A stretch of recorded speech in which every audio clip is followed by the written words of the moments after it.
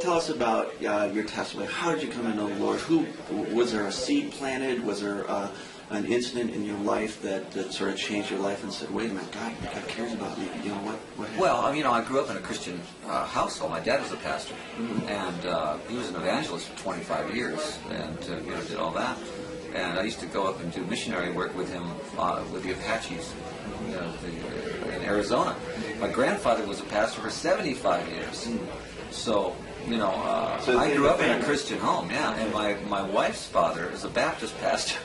So I was like, we were PKs, preacher's kids, married each other. So I always refer to myself as the real prodigal son. Because, I went out and the Lord let me do everything.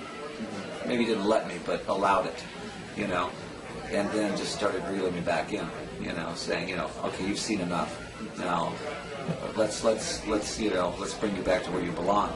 And when you get out there and you realize that you've had every car, you've had every house, and then all that, you realize that that's not the answer.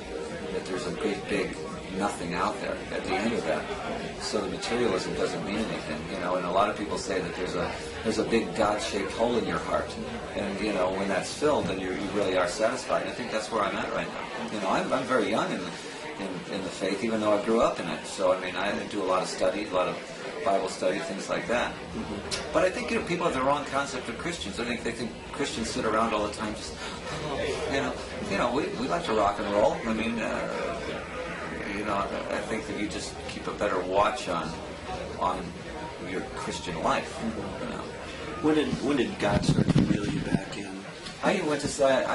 When I stopped drinking, I drank for a long time. 13 years ago, I stopped drinking, and I started going back to church. I was throwing up blood every morning. I was really a bad alcoholic. I never was a cruel or mean alcoholic, but I was definitely self-destructive. And when I stopped drinking, I started going back to church with my wife. And there was this pastor in Phoenix that was just hellfire. And there'd be 6,000 people there, and he was talking to me every Sunday. Of course he wasn't, but he was. Just nailing me. Every weekend I was exhausted. I'd come out of there and I'd go, I don't want to go back. Okay, it was like torture, but I always came back. And I finally realized I had to go one side or the other. I had to make a decision, one side or the other, because I was so convicted. The Lord really convicted me and said, look, time for you to make a decision here. So I said, okay.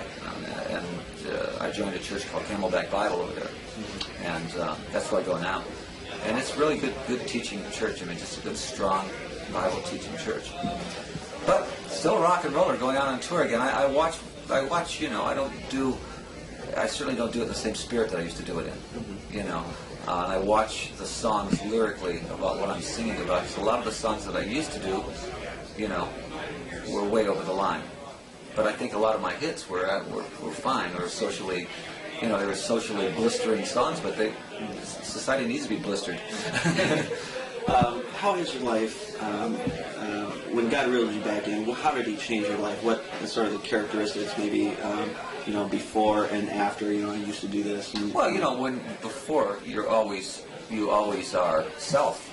You're always self-centered, everything is for you. It's yourself is God. And we make lousy gods. Humans make really lousy gods, I think. So we've got to let God be God and us be, what we are, And so I think that's what really changes, is your focus on who you're serving.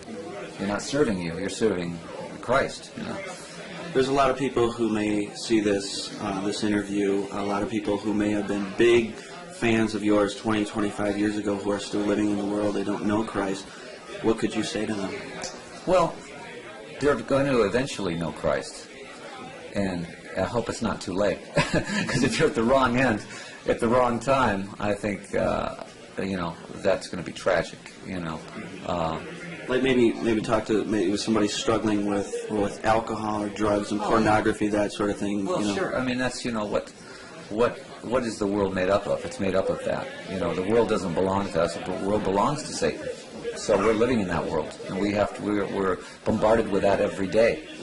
So how do we react to that? Well, if you don't have Christ in your life, then you're a victim to it. So I think what we have to do is just be very, very careful about, how we react to the world. You know, we have Christ in our life now, and we have to react to the world humbly. We have to react to the world in a teaching way, and at the same time be humble about it.